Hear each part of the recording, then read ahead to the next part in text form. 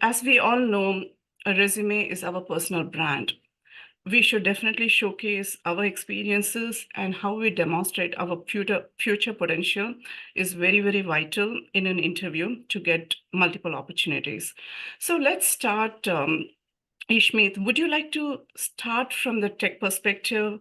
Like, what are some red flags and important pointers we need to keep in mind while creating a resume? And I will go ahead and share my screen and share a resume so that we can we can definitely go deep dive, having a Yeah. sample in front of us. Okay, so Definitely. let me share my screen. As we said, let's start from the text perspective. So what are some red flags or any important pointers we need to keep in mind while creating a resume? So we have a sample here on about Ramesh Kumar, and Hmm. yes. So, and then I can follow on more pointers from the recruiting perspective. Absolutely. I think so. Looking at this resume, from a technical standpoint, so I feel what we really need to highlight to companies is, how much impact we have as an engineer, how much impact we have, had on the overall business. Most people just think that most engineers think that just talking about buzzwords would make the resume stand out, Mm-hmm. but that's not 100% true. It does help, but you also need to show your impact. So going on, talking about this resume that we have in front of us. Coincidentally, I'm also an iOS engineer, and this is also an iOS developer resume, so it's kind of very relatable. Um, First thing I feel is, and Lakshmi, you're the expert here, so correct me if I'm wrong. I feel that professional summary that we have is too big. It's taking a lot of space and can be condensed probably Mhm. in half of the space. Um, and I see they have used a lot of you know jargon like different uh, design patterns like MVVM, Viper, solid principles. um, so one thing that I really talk about with my other mentees as well, that when you are mentioning all this stuff, make sure you also mention where you have used it, which might be there in the following sections, but just highlighting since I see it in the professional summary. So saying that decent knowledge of MVC, MVVM, clean architecture is probably not most compelling way to talk about your experience in those areas, right? Right. So if you have let's say good MVVM experience, you want to say like you led the development of this app Mhm. using the MVVM architecture, which led to scaling of that app Okay. to a certain point, etc., etc. And coming back to the measurable impact, I feel that the professional summary does not have the measurable impact captured there. So for example, they just talk about the task that they did, and they Mm-hmm. talk about more about you know the the the the process they used. By process I mean the type of architecture or any technical services they used. But I think highlighting impact is really important. So impact can be highlighted in a different ways. For example, if you are an iOS engineer, you can say things like this app had this many downloads in Mm-hmm. the app store, and it received the let's say 4.2 rating, 4.7 rating, and so on. You can talk about how many users you built the apps for. um, that's also showing impact.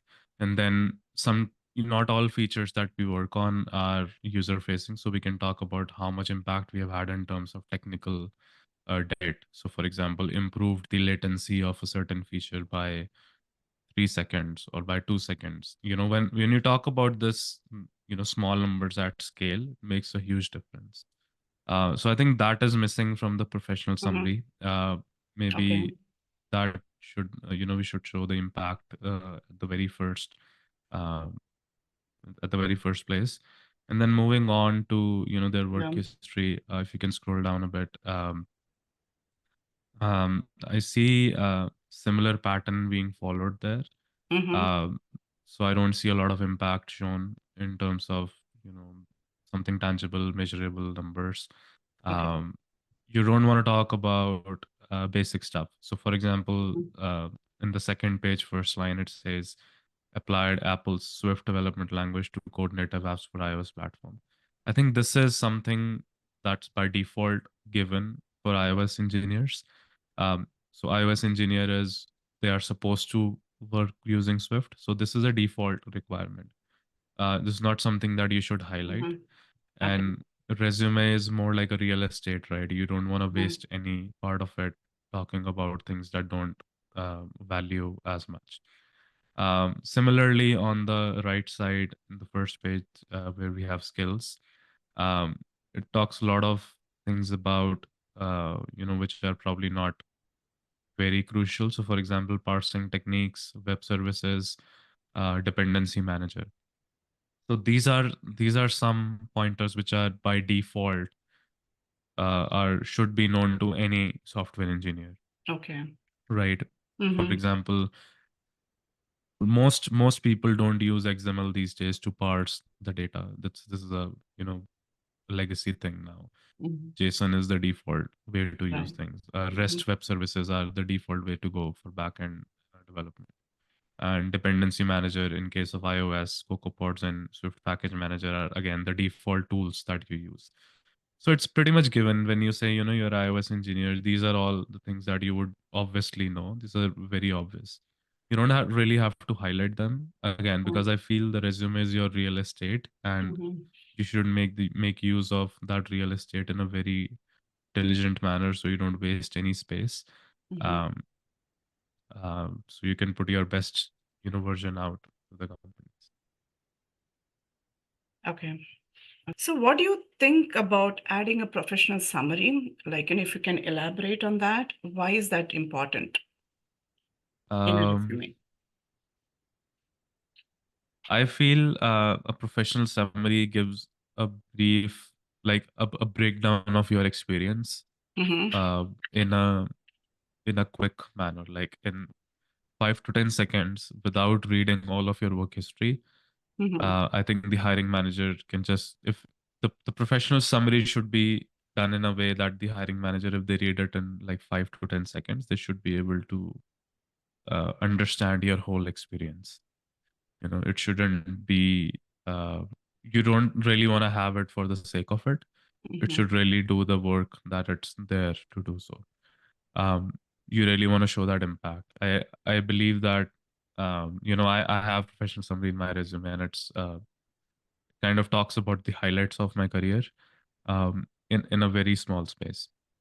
So but at the same time, I don't think it's relevant for people in early career stages Mm-hmm. because you don't really have a lot of experience to make some of those highlights. But if you have like let's say more than 5 years, 6 years of experience, it's Mm-hmm. actually becomes very relevant, and you can talk about your best work in those 5 6 years or more Mm-hmm. um, in that concise space. Okay. Okay. Yeah. Thanks for sharing your views on that one. And I equally feel summary is definitely very important because, from a recruiting perspective, we recruiters just take 6 seconds to scan a resume. Right. And if we feel they're the right person for the role, we just go ahead with it. The chances are that resumes are rejected because of the lack of relevant skills, as you mentioned. So make the summary as applicable as possible with the right skills, the right achievements so that you are visible, and definitely use the keywords from the job description to highlight the proficiency for the job that you've applied. Yeah. So thanks for giving us more details on that one. Mm. And so, what do you have to say about engineers like who have less than 2 years, who just graduated a couple of years back? How do you recommend them to stand out, in this market, in this difficult market? How do they present themselves better in a resume? Right. Um, so for people who don't have much experience, I guess what I did was personally was I worked on projects that I could showcase in the market without, having a professional Mm, experience. For example, since I was an iOS engineer, I built two apps while I was in school, and I published those apps on the App Store, and I got real users to use that app. Um, and you won't believe my first job. They did not really interview me on technical perspective. They only um, asked me about some behavioral questions. And when I joined my first job, which was at RBC in Canada, my manager told me that we didn't ask you any technical question because you already mm, had the app in the App Store, so it kind of mhm, proved that you have technical skills and you were a fresher, so there's nothing more that we required from you. Um, as much as I think that was an exception, it's not going to happen with everyone, but I feel that once you have those when once you start building in public and you have those presentable projects, um, not just the learning projects, but more like projects that you can have users on, like real users. You can deploy it on the internet and get some of the users. It doesn't have to be like millions. mhm, Could be like even 100 users are good. um, so once you have that, kind of talks really well about your mhm. your technical skills and your overall product skills, and it shows the companies that how well you can execute a product. Okay. Okay. So, Ishmeet, your story is really inspiring. Building two apps during your school days and turning them into user driven apps speaks a lot about your skills and initiative. It's a great tip for new graduates or yet to graduate engineers to start building in public, and your work will speak volumes for you. Thanks so much for sharing your journey.